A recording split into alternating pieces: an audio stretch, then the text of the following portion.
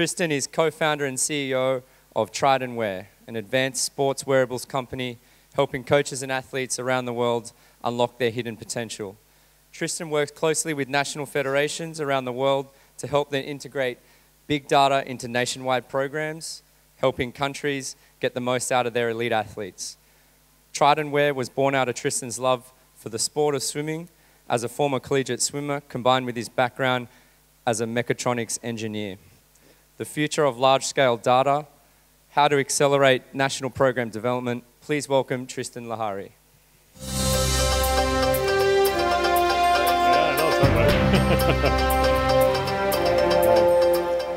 All right, thank you, everybody.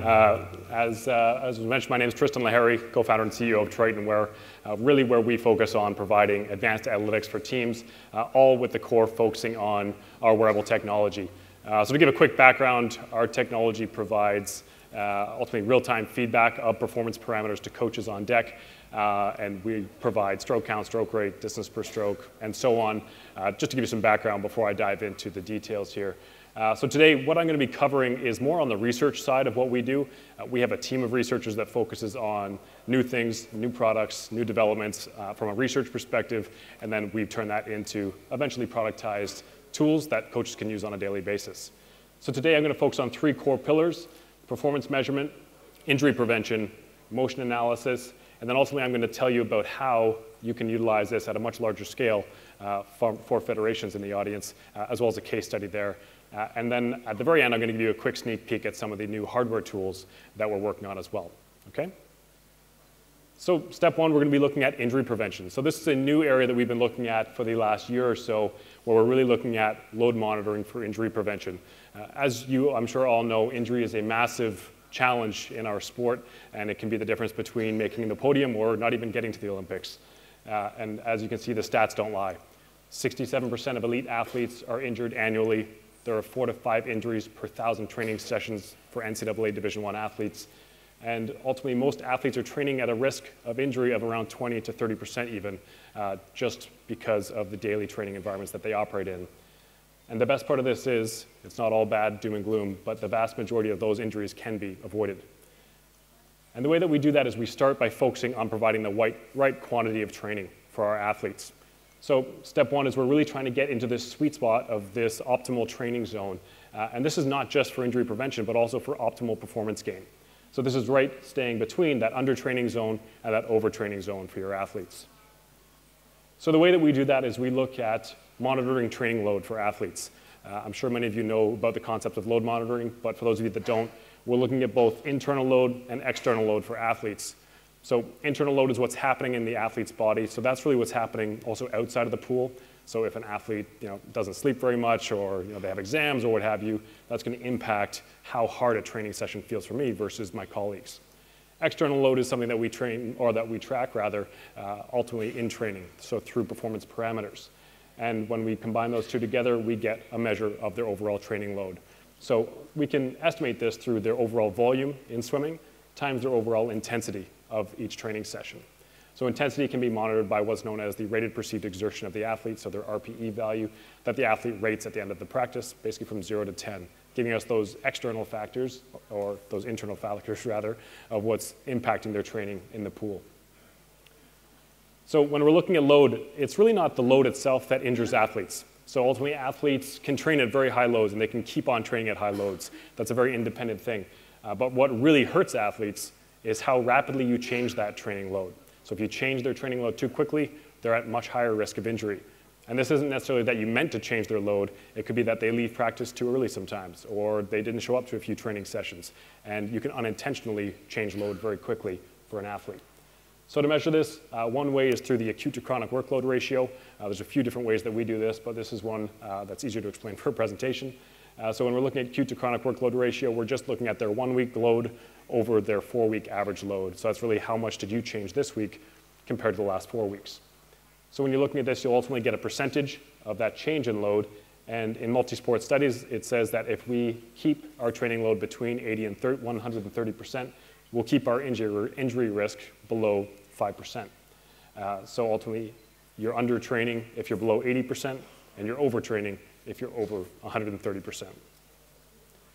So when you turn this into numbers that you can look at, what we get here is a bar graph that's showing you daily training load every single day. And what we're getting here are these two bars, or these two line graphs rather, that show you really that sweet spot of where to train. And this is known as the river diagram. So this orange line at the bottom, this represents your undertraining line. So you basically want to stay above that so you're not undertraining. And the gray line is showing you that overtraining line. So you want to stay below that. So really that sweet spot is right between those two lines, and that's how you stay below that 5% injury risk that I mentioned. So for us, we've turned this into ultimately a feature, and that we've built in collaboration with the Australian Institute of Sport over the last year or so, where ultimately we allow athletes to track their daily training just through our standard platform where you're tracking data in your practices. And then at the end of every session, each athlete enters in their RPE value to show us that intensity value we're looking for. In the background, we'll calculate your daily load, and then from there, ultimately, the change in load information that can be pretty cumbersome to calculate manually. And this will just ultimately give you alerts on overtraining and undertraining, which you want to stay away from. And then if you act on that information, you'll be able to keep your athletes at a risk of below 5%. So again, it's kind of like wearing a seatbelt versus not wearing a seatbelt. It's just something that makes sense to do in your daily training. So from there, we're still doing a bunch of research on the next steps of load monitoring. Some of this stuff has never really been possible before in our sport just because there's been a lack of data. So now what we're trying to do is really personalize this load tracking and load calculations because ultimately all athletes are different. So what we're looking at doing now is building higher resolution and higher sensitivity models based on actual intensity zones for each individual athlete, where every repetition will then be given an intensity level based on that athlete's personal speed curve. So this will allow us to tell you much more accurately how intense a training session was for the athlete. And then we're also looking at providing correlation studies now as athletes are entering where they get injured. So we're now looking at trying to correlate our performance parameters against when injuries happen. So for example, how many freestyle strokes did it take to get that shoulder injury?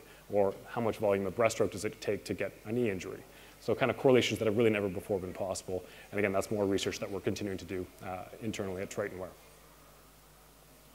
So that was injury prevention. That's one of the core pillars that we focus on to keep athletes healthy and in the pool more often.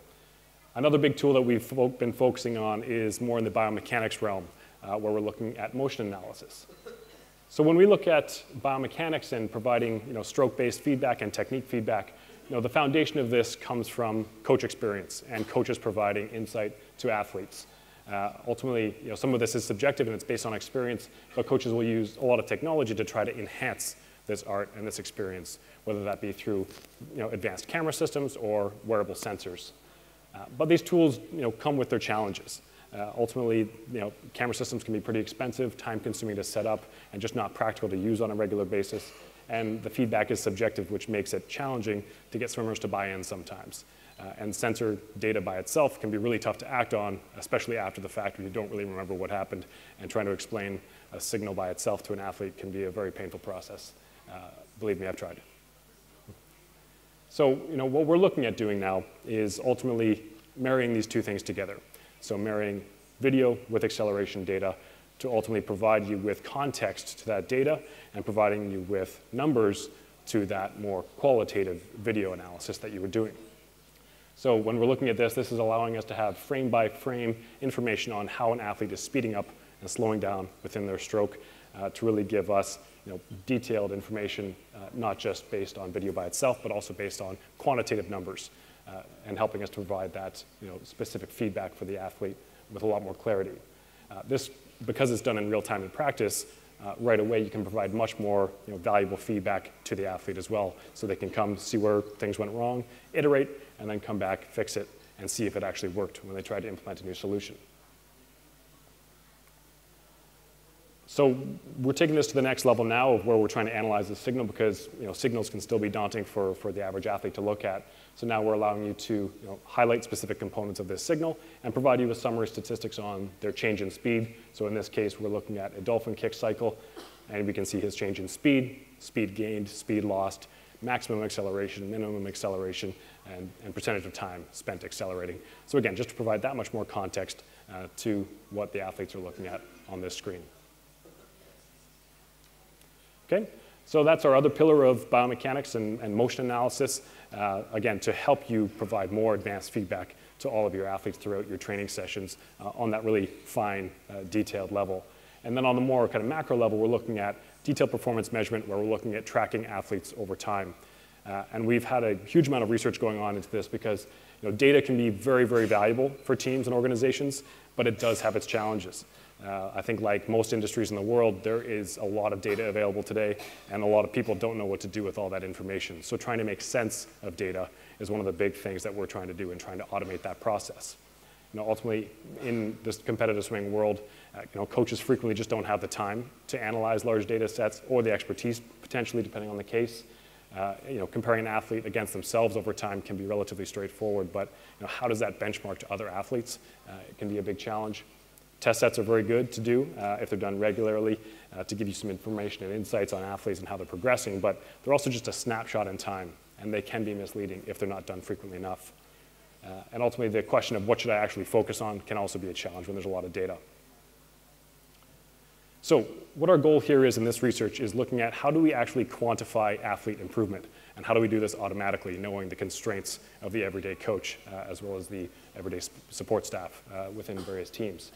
So what we're doing here is we're doing this by modeling massive amounts of data against benchmark data that we've collected with different percentiles that we found for all strokes, all distances, all ages, and all sizes of athletes, again, with the goal of providing context to this data. So helping you understand, what is good data and why does it matter. So what we're trying to do here now is say, instead of, okay, yeah, my athlete, he's 14-year-old male breaststroker, goes, 3.23 meters per stroke. That's great information to have compared to himself, but what does that actually mean? Now we can tell you, okay, well, that's in the top 75th percentile of his age group. So providing a lot more context as to if that's good and if that's his lowest hanging fruit metric that we should be focusing on, or should we be focusing on stroke rate because it's only in his 50th percentile, and so on. And we feel that this is really providing much more value to that information. So we're able to do this because we've collected a massive amount of data in the field. So we have full-time teams of data collectors that are in the field constantly gathering data for the last 5 years or so. And we have over 70,000 plus sessions of video verified metrics, including all splits, stroke counts, DPS, et cetera, but all true data points.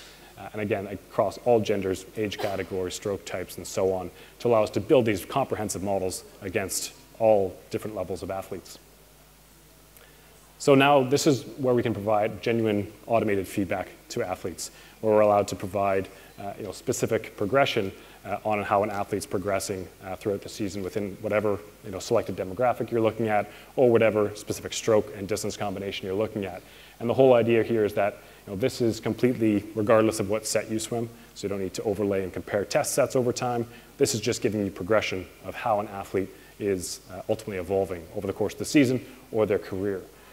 And this will also help you benchmark and understand how that compares to other athletes of that selected demographic. So to give you an understanding of what this can look like from a product perspective, again, this is in the research phase, but if you think of a stock market, for example, you look at your 200 freestyle, you've got a bunch of different parameters that you might be tracking on a given day, and you've got these values associated with that, and you can see how they change if you do specific test sets. But what we're really trying to do is say, okay, if I'm a 200-meter freestyler, 14-year-old male again, and I want to analyze my stroke rate, 47.9 cycles per minute stroke rate doesn't give me a lot of context by itself, but how that's evolving over time, over the course of this 6-month period that we're looking at, gives me a lot more information that, okay, great, I'm improving from, say, 47 to about a 52 stroke rate. That's good as well. Again, it's not the complete picture, but what's really interesting is going from maybe a 68 percentile up to a 78th percentile. That's a big jump within a relatively short period of time, and it gives you a lot more information on, okay, is my athlete getting better, but more importantly, are they getting better at a faster rate than other athletes in their demographic? Because that's really what's important. They've got to get faster than other athletes are getting faster. So they ultimately make that progression. Okay, so again, those are our 3 core pillars. So we're looking at performance measurement. Again, that all begins with tracking your information on a daily basis in training, injury prevention to keep athletes healthier longer, and motion analysis, biomechanical analysis, where you can fix finite details within an athlete's stroke. So when we now look at this on a broader scale, this is something that we actually talked about a couple years ago at this conference, is the concept of taking this to the national level, where you can focus on this kind of data at the federation level to better support those athletes. So this is actually the exact slide that I presented a couple years ago, just to bring it back, because it's funny, 2 years ago, this was more of a thesis than anything. We had never really done this before with federations. We didn't really know, if it would work properly. But we started with this concept of, okay, let's track a group. Let's give really good feedback to a group to help that group improve faster. It then turned on to, let's help improve an entire team with multiple groups. So a coach that might have 4 different training groups within their team, and helping that head coach or those administrators make sure their athletes are progressing at the right rates. And then this hypothesis was, okay, well, if we can do it for a team, we can probably do it on a much grander scale at the federation level, where we can give this information to a federation to better support all of the athletes within their umbrella, so that they can ultimately optimize that feeder program of athletes from the grassroots programming all the way up to the international stage. And the nice thing is, 2 years later, we have a lot more information on this and some really good case studies that I can walk you through as well.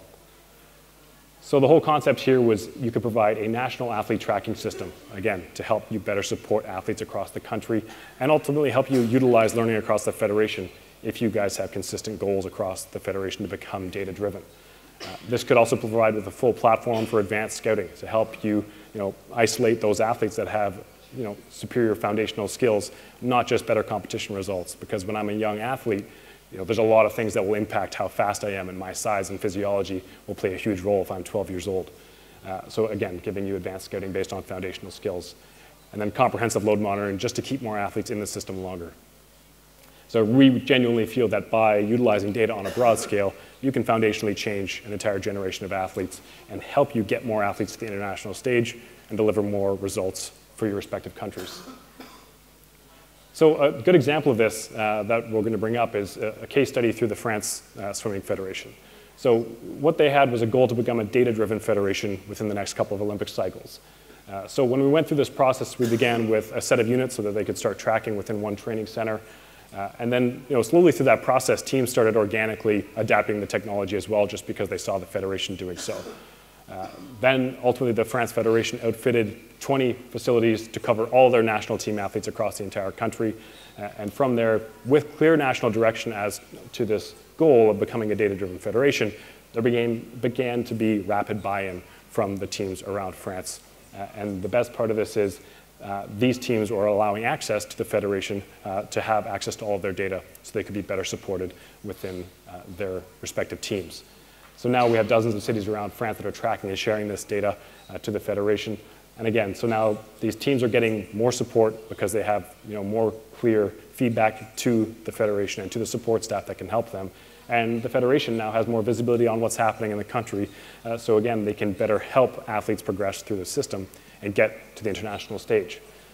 So I think a really critical point of why this can be successful is this whole concept was actually brought up by one of the other federations we work with around the concept of being a guardian angel versus the big brother mentality.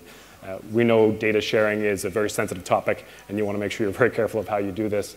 But ultimately, if you're there to genuinely provide value to those teams that are sharing their information with you at the federation level, they will be happy to give you that kind of support and that kind of data. But it's not designed to be a policing and enforcing tool. It's not a stick, it's a carrot. So you're supposed to be helping these teams. If you're not providing genuine value to the teams of the federation, they're not going to want to share their data. They've got to get something in return. So again, it is both ways, but it can be very successful if it's done this way. You just got to keep that point in mind. So ultimately, France started with one location, with this data being tracked and sharing their information, and now you can see cities all over the country are providing their information to France, and this is hugely valuable to the federation and hugely valuable to the teams that are getting that new support. Okay. All right, so that's kind of our core technology, and that's kind of the current state of things and where we're at. So now I want to give you guys a quick taste of where we see things going moving forward in terms of the next generation of data and some of the new hardware devices that we've been working with in the background for quite a while. So we're working on a second generation device that is going to be a pretty big step improvement from a tracking perspective, where we're enabling heart rate monitoring, non-invasive heart rate monitoring, GPS for open water tracking, as well as bone conduction-based audio feedback, all within this concept of a smart band. So providing all this feedback directly the same way we currently do, but in a much more advanced fashion with the addition of biometrics and audio, as well as GPS. So the way this looks with our core device looks really big here. It's pretty small. but it's basically reduced in size by about 75% in volume. We've also reduced it by about 80% from a weight perspective. We've been enabling GPS now for open water, as I mentioned, much more advanced, higher accuracy sensors. And then we've also managed to greatly increase the battery, and we've removed this communication sub that you've probably seen if you've come by our booth, and added other nice things like magnetic charging. But what's more important is heart rate. This is probably one of the biggest things that we see as a missing component within the industry. There is really no good heart rate solution out there on the market. So it's something that we've been working really hard at to provide non-invasive heart rate monitoring from the athlete's temple. So we can get extremely accurate heart rate monitoring, and we can do it without getting in the way of the athlete's daily training. And this is how we've been validating it against the top ECG chest straps on the market. You can see the green profile there is our heart rate based on our device. This is against multiple different users of all different sizes, skin pigments, etc. And you can see how well we're tracking against the best ECG chest strap monitors within a few beats per minute on the graph here. So extremely high accuracy, extremely high resolution to give you full heart rate tracking and profiling throughout your entire practice. So what this will give you is live heart rate monitoring. So you're getting heart rate monitoring live on your tablet the same way you can with our performance data right now on our system, but giving you live heart rate monitoring as well as visuals for percentage within that athlete's maximum heart rate, giving you time and distance in each heart rate zone, as well as for their relative speed zones.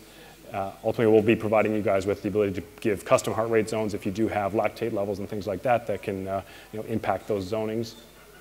And then again, like I've said, we're going to be getting heart rate profiling within repetitions, so within a single rep, across an entire set, and then across the entire workout, a live heart rate, so you can get a really good understanding of what's happening to the athlete, if they're actually doing the workout the way they're supposed to be doing it, and then also really get a good understanding of recovery for your athletes. The other big piece that we're adding in here is bone conduction based audio. So this is providing automated tempo trainer functionality within the same device that you can control remotely from a tablet. So you can be setting for every single athlete simultaneously their tempos. You can also be setting stored tempos for increased efficiency in practice. So setting their 200 race pace, for example.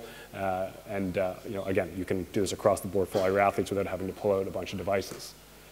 We're also going to be adding in threshold indicators. So if you want them to stick within specific zones for their heart rate, you'll be getting that as well. So they can get a warning if they're leaving that zone or if they're passing some other threshold of stroke rate or distance per stroke or whatever you want to be setting.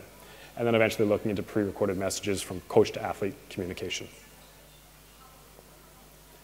So, really this is, what my whole presentation was about, but, you can swing by our booth and check out our new tools, whether it's load monitoring, motion analysis, or kind of core tracking tools, you can check that out as well. You can also check out a prototype of our Gen 2 device, see how heart rate works.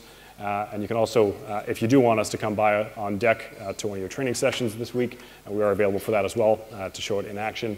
And then we do have a conference bonus here where we're allowing people to upgrade to our Gen 2 product whenever it does launch for free if they do buy into the conference. So again, additional value here if you are looking to come on board. And this will allow you to start tracking immediately within this current Olympic cycle while also not missing out on the new products. All right? Perfect. All right. Open for any questions? Thank you very much, Tristan. Round of applause, please. Good. Thank you.